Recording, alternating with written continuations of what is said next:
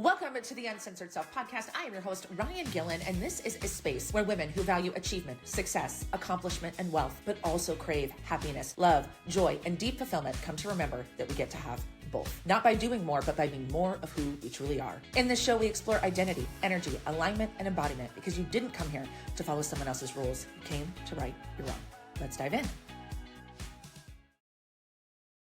Welcome back to the Uncensored Self Podcast. I am your host, Ryan Gillen, and today we are talking about the fastest way to collapse time. And I am really excited about this topic because I believe that this tends to be a missing piece from so much personal development, right?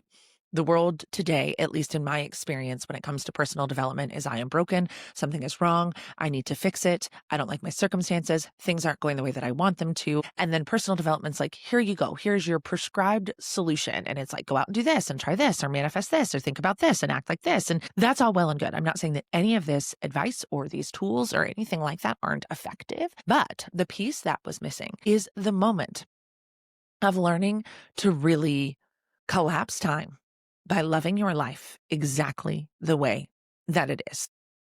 And I used to want to scream. I just want to be clear. Like when people said this, when I was in a place in my life where I felt desperate and out of control, this was so frustrating, right? Where it was like, yeah. What the fuck ever, right? And I remember a million years ago, somebody had recommended that I read Loving What Is by Byron Katie. And at the time, it just didn't really land for me, right? Like I was just so uncomfortable in my body and my skin, who I was being, that I didn't get it, right? But because I was still so in the throes of operating in the masculine, chasing the outcomes, right? But now with this integration of the feminine energy, universal law, really understanding it, it finally makes sense, right? So today I'm going to kind of walk you through why I think this happens and then how to actually implement this in your life. Because when I say that it collapses time, it will. And also what I mean collapse time is it's going to bring you what you want faster, right? You have heard the phrase before, what you resist persists. If you listen to the show, you've heard it because I say it all the fucking time. So the idea of resisting the present moment, I don't like my bank account balance. I don't like this client. I don't like my job. I don't like the way this relationship is going. I don't like the way my body looks. You are instantly in resistance. So we have to change that.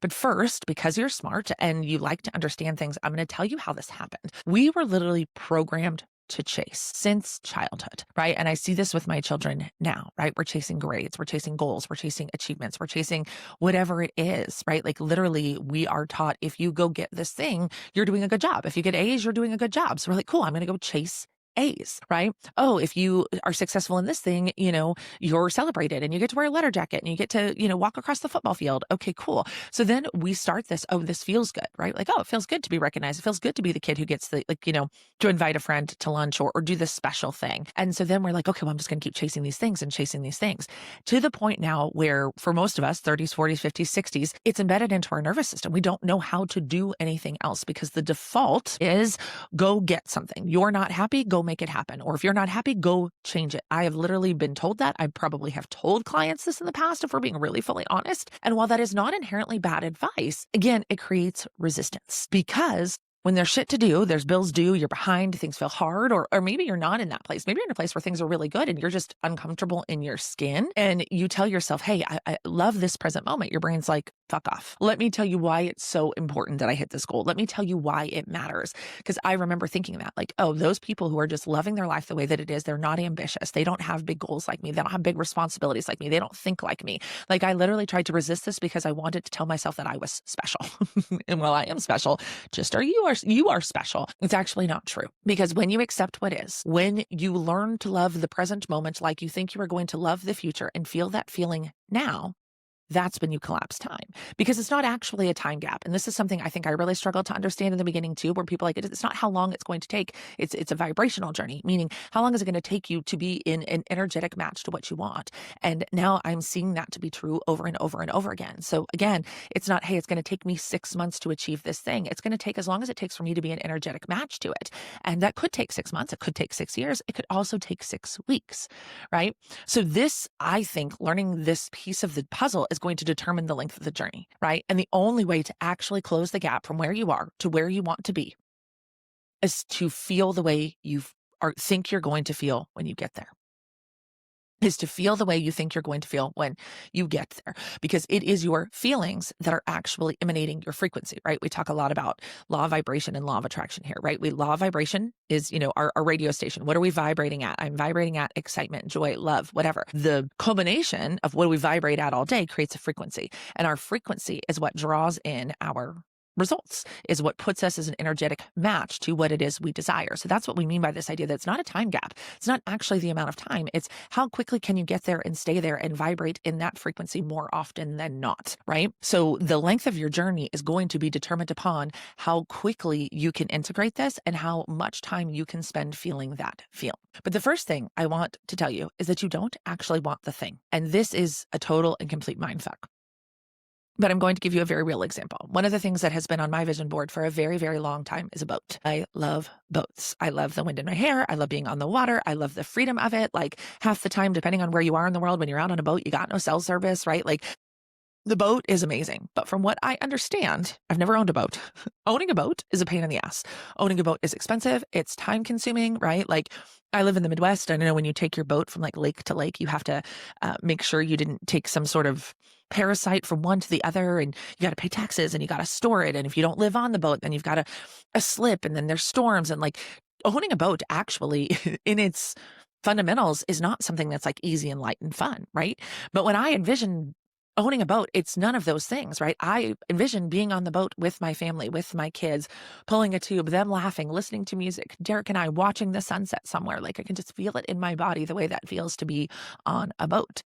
That is what it feels to me to own a boat. It doesn't feel like, oh, we got to figure out how to get gas and we got to get it off the water and we blah, blah, blah. Like none of that comes up, right? Though that is a very practical part of owning a boat. The part of owning a boat that comes up for me are those memories, is that feeling, right? The feeling of the kids laughing, the music playing, the water, being so peaceful, right? The sun going down, that cocktail in your hand, right? That's the feeling that you want. And so when we think about, oh, I want to own a boat and this is how it feels, and I can get into that feeling, that is what's actually putting me in alignment with a boat. And so when we remember that it's not the thing we want, it's the feeling, then we can learn to love what is a little bit faster, because there are other things in my life that feel the way that feels, right? That feeling of just relaxation and connection and enjoyment and peace. I can find that in so many other areas of my life. I don't actually have to own the boat to feel those feelings. I can feel them now. I can visualize having been on a boat with the kids, right? Like I can actually picture those memories, or I can create a vision in the future where I'm like, oh, this is what's going to look like. And I can picture us being here, and here's going to be on the boat with us. But one way or the other, I can find that feeling sitting here in my office, in my bathrobe, recording this podcast for you, right? This is the magic. When you realize that you can feel the feeling whenever you want to by what you are choosing to focus on, you're going to start closing that vibrational gap. You're going to start collapsing that time. And I want to give you some really real examples in my life of things I have resisted, right? That it will show you where we sometimes get caught up in our chase for more. So when Derek and I first started dating, it was 2023. So it would have been spring break 2024. We had rented an RV and we took the kids down to Hot Springs, Arkansas. We just had the best time, right? But I remember being so uncomfortable the entire time, because when you rent an RV, they give you the rental RV, right? The Cruise America one on the side, and it literally shows like, hey, this person rented their RV, right? Like, and I just remember feeling that there was something wrong with me because I had rented the RV instead of owning the RV, right? Like that people were judging me. Obviously, this was in my own head, because I see the Cruise America's RVs all of the time on the road, and I never think, oh, that person can't afford their own RV. I'm like, oh my God, I love that family rented their RV and went on an adventure, right? So again, a vision that I had was an RV adventure with my kids. Like that's one of the things that actually is on my vision board, right? Is having an RV and having that experience in our life and doing a lot of camping and exploring and being places. But then when I was literally in that circumstance, still, I had created the experience that I desired, but in the experience, literally found it to be not good enough because I was renting an RV and I didn't own it. And again, your story may not be exact, but I promise you there's probably something in your life where you actually somewhat got some version of the thing that you wanted, but because it wasn't exactly what you wanted, you came in with this energy of lack. I know I certainly did, right? And so I'm moving through the world. I have this vacation that I had wanted, right? That I said that I wanted, but then I got there and it wasn't good enough.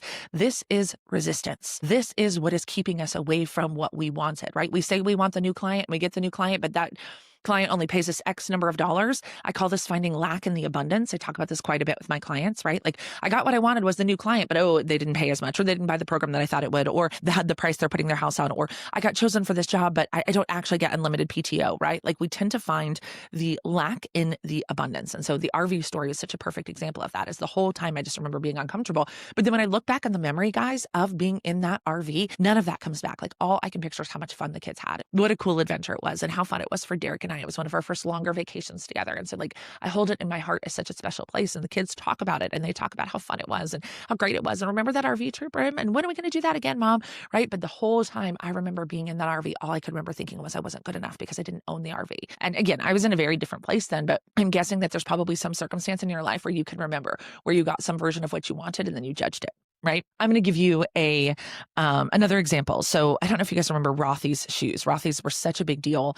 I want to say back in like 2018, 19, 20, 21, right? Like I remember buying a pair of Rothy's, and at the time, I think they were like $150, and that was a lot of money for me in shoes, right? Like that was an expensive pair of shoes at the time. The only time I'd ever really bought expensive shoes was tennis shoes, right? Was things to exercise in or play sports in or whatever. So I had, finally got a pair of Rothy's. I finally got a second pair of Rothy's, and I would wear them all the time, and I loved them. It was great, right? But then I remember wearing them a couple years later, and this is when I was kind of in the throes of my spiritual awakening and feeling pretty shitty about myself. I remember wearing them out and then thinking that like, were these even popular anymore? Do people even like these? Like, am I going to be judged for wearing these shoes? And again, I know this is such a silly example, but I find when we can pull in some real examples, they felt like the shoes, right? Like those were the shoes that proved like, ooh, I had made it, right? Like, ooh, I was successful. Those were the shoes. But now, or the one time I remember putting them on thinking like, ooh, these shoes aren't enough. And again, silly, but we're constantly disqualifying our current experience because of how it looks, not how it feels, right? We're like, ooh, how does this look to the outside world that I'm wearing these shoes? How does it look to the outside world that I'm renting this RV? So then we constantly disqualify our current experience because we're comparing it to somebody else's experience instead of it feels so fun to wear these shoes that at one point in time I wanted so badly. At one point in time, it was such a win to be able to afford these shoes. And so putting them on my feet, every time I put them on, I could choose to feel that woman who felt so proud and powerful to be able to buy a $150 pair of shoes just to wear to work. Or I can be in that place where like, does anybody even wear these anymore? Same shoes on our feet, right? So, literally being in a moment, living in a moment that I wanted to create, and all I could think about was how it looked in the outside world. And so I want you to start seeing where you do this to yourself, where there is something that you are more concerned about how it looks instead of really thinking about how does this feel? How do I feel when I experience this? Because again, I can put the Rothy's on my feet right now. They're upstairs in my closet.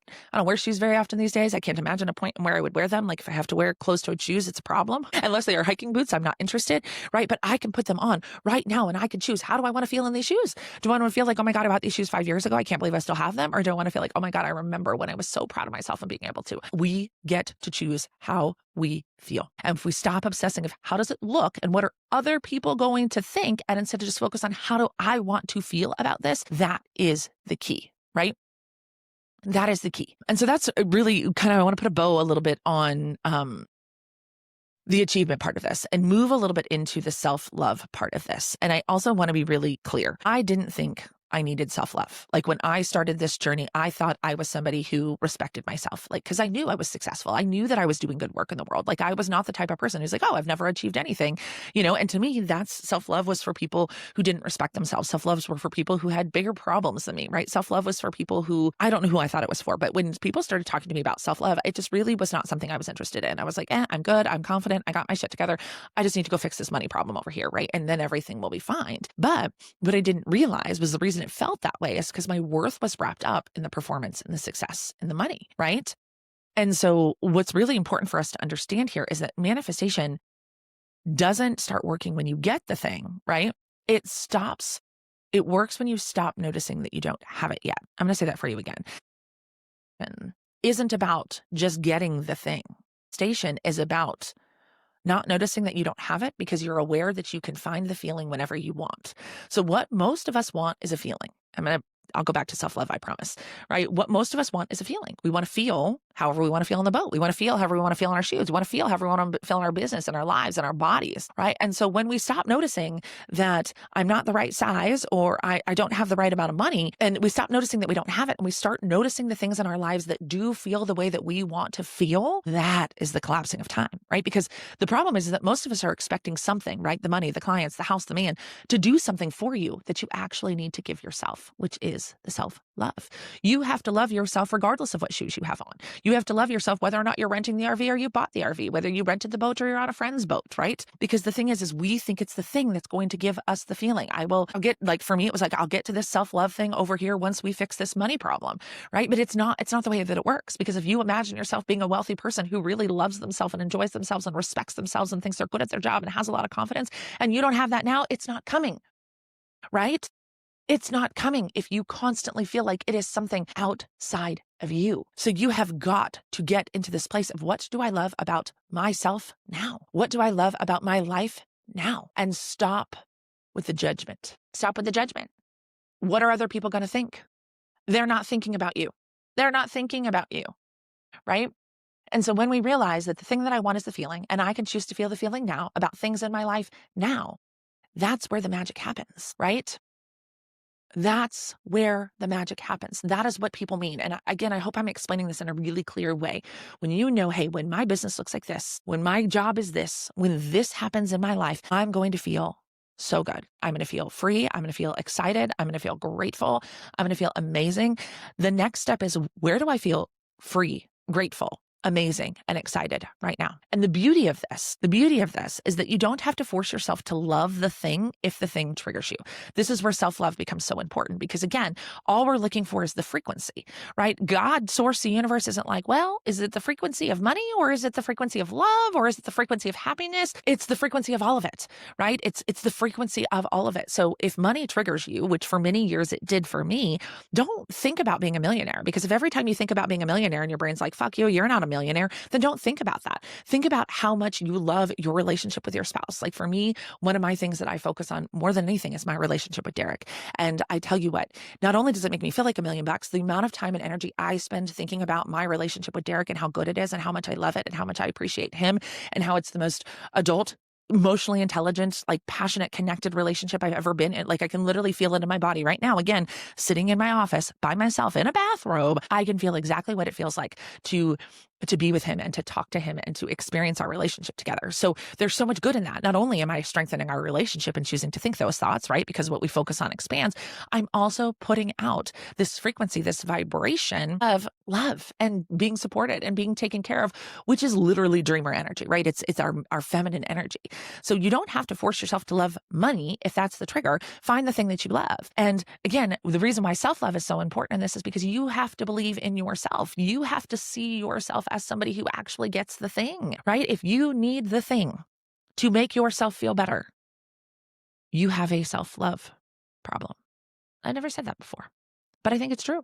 If the only way you're going to feel better about your life circumstances or your life or your experience, your human experience, is if something outside of you changes, it is because you don't have a solid relationship with yourself and with the present moment, because you think it is the thing outside of you that is responsible for the way that you feel, but it's not. You can choose to feel however you want, whenever you want, regardless of the circumstances.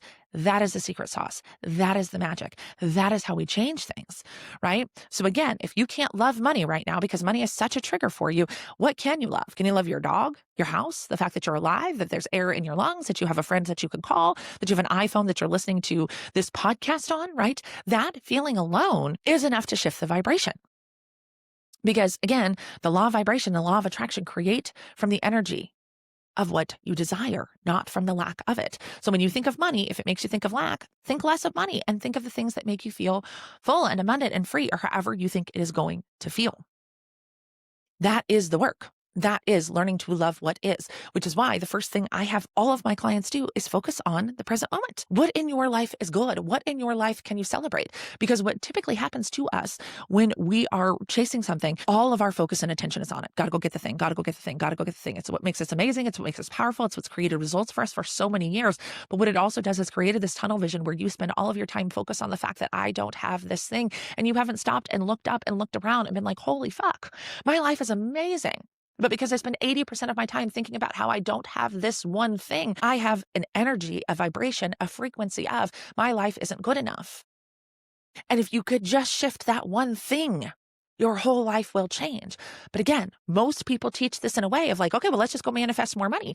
But what I'm teaching you is when you learn to love what you have, more money will come. When you learn to love what you have, the relationship will improve itself. When you learn to love what you have, clients will phone themselves in. When you learn to love what you have, you get chosen for a job you didn't even apply for.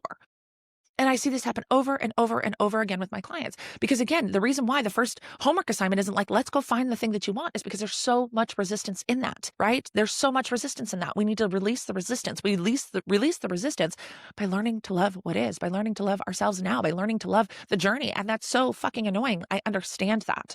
Like, I remember being so annoyed by the love your journey, love yourself message. But the more that I do this work, the more that I intentionally create, the more that I call in the most amazing clients, the more that I see that it's true. The more that I see that it's true, when I focus on the things in my life that are going well, and I spend very limited amount of time focused on what is not going well, the better my life gets, the less I notice that thing over there, and then all of a sudden it'll show up, right? Then all of a sudden it will show up. So I want to ask yourself, here's really the integration here. What is one thing you've been chasing? And I'm using the word chasing very specifically, right? Now ask yourself, what's the feeling I think I'll have when I get it? What is the feeling? What do you think that thing is going to give you? And now where in your current life can you already feel that feeling? Practice, practice, practice. Because that's what you're going to ask me. Next thing is, but how? But practice. When you're driving your car, what are you thinking about? When you're walking your dog, what are you thinking about? When you're folding laundry, doing dishes, packing lunches, driving to client meetings, going to pick up lunch or coffee or dry cleaning or whatever it is you do in your day-to-day life, you spend a lot of time thinking, but you're thinking about the problem. You're thinking about what you don't have. You're thinking about what isn't going well. You're thinking about that post that you read on social media and what that one person said and what that one person thought. And that, my friend, is why your life feels the way that it feels. When you learn that all you have to do is go inside of your big, beautiful brain and your big, beautiful body, and you find that feeling. That feeling, whatever it is. And again, I literally have my eyes closed right now and I can feel the feeling. Like, I know from the tips of my toes to the top of my head what my business feels like when I hit the goal that I have set for myself.